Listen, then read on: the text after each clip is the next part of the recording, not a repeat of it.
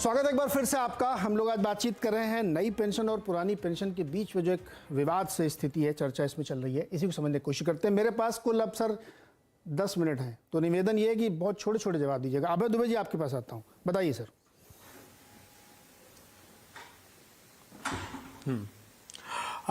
मैं देश के करोड़ों दर्शक जो नीरज जी जैसे मूर्धन्य पत्रकार का ये शो देख रहे हैं उनको बताना चाहता हूं कि जब हम 86 करोड़ लोगों के भोजन का अधिकार कानून 2013 में ला रहे थे तो भाजपा पूछती थी पैसे कहां से लाएंगे। एंड ऑफ द डे इसमें करीब करीब 2 लाख करोड़ रुपए का खर्च आएगा। वो योजना हमने इम्प्लीमेंट की। हम जब मनरेगा की स्कीम ला रहे थे सोशल सिक्योरिटी की, 14 करोड़ जॉब कार्ड्स हैं आज की तारीख में, तब भी ये पूछते थे पैसे कहां से लाएंगे। हम जब न्याय की योजना 6,000 रुपए अंतिम पंक्ति में खड़े हुए 20 करोड़ लोगों को देने की बात करते थे, तब भी ये पूछते थे।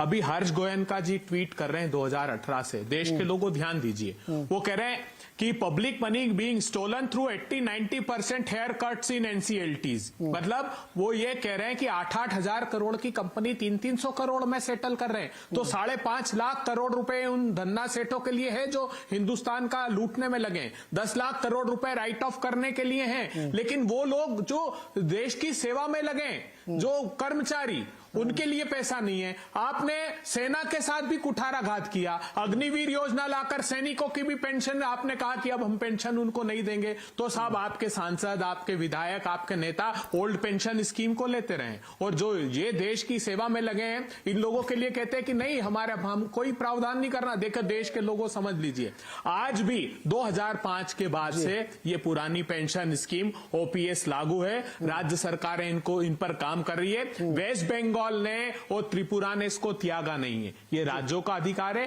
कांग्रेस शासित राज्य सक्षम है, हम कर्मचारियों की भी सेवा करेंगे और सोशल सिक्योरिटी की स्कीम्स भी हम लागू करके रहेंगे, जिनको प्रधानमंत्री जी रेवड़ियां कह रहे हैं। हम अपनी प्रतिबद्धता इस पर दर्शाते हैं, हम सारा अरेंजमेंट करेंगे। दूसरा, आपका डेटा ठीक कीजिए, टोटल रेवेन्यू रिसीट का अगर आप 80% पेंशन पर खर्च बता रहे हैं और 20% सैलरी पर, तो पूरा ही पैसा खत्म हो गया। मतलब हिमाचल प्रदेश के पास दुबे जी, मैं दोबारा से वो डेटा पढ़ के सुना दूंगा, चिंता मत करें।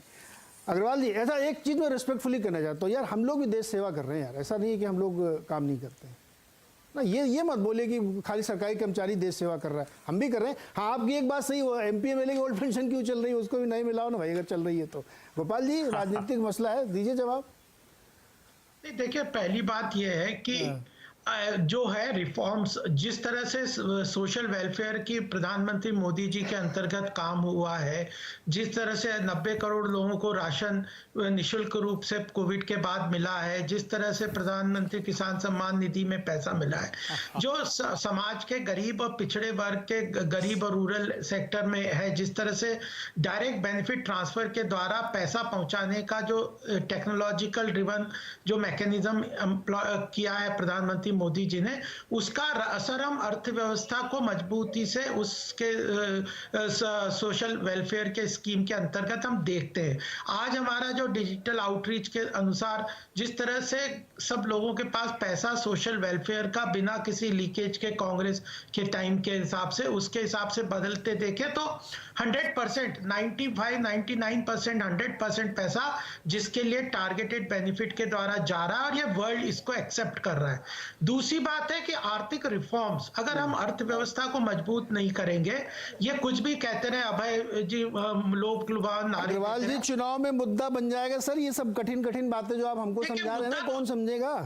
हिमाचल में देखिए बना ना मुद्दा ये नहीं, अर्थव्यवस्था चुनाव के मुद्दे के अनुसार, केवल वोट बैंक पॉलिटिक्स के अनुसार अर्थव्यवस्था के सारे डिसीजन तो नहीं होंगे। आज हम भी तो जीत रहे हैं ना इलेक्शन, आज ये 44 पे पहुंच गए, हम 303 पे हैं, तो हम जनता के लिए कर रहे हैं ना। 23 करोड़ लोगों को डायरेक्ट बेनिफिट ट्रांसफर के द्वारा हम लोगों ने सपोर्ट पे उनके डायरेक्ट बेनिफिट दिया है। आज 3.5 करोड़ लोगों को प्रधानमंत्री आवास योजना के द्वारा 1.5 लाख के अच्छे घर बन रहे हैं। उनके साथ तो आपको कोई चिंता नहीं, अगर राजनीतिक मुद्दा ये बनता है तो 3 साल से खाना मिल रहा है, ठीक है ना, कोई चिंता नहीं। 230 जी 2024 में ये मुद्दा बनेगा क्या? अब ऐसा लग रहा है कि ये तो मुद्दा बनेगा।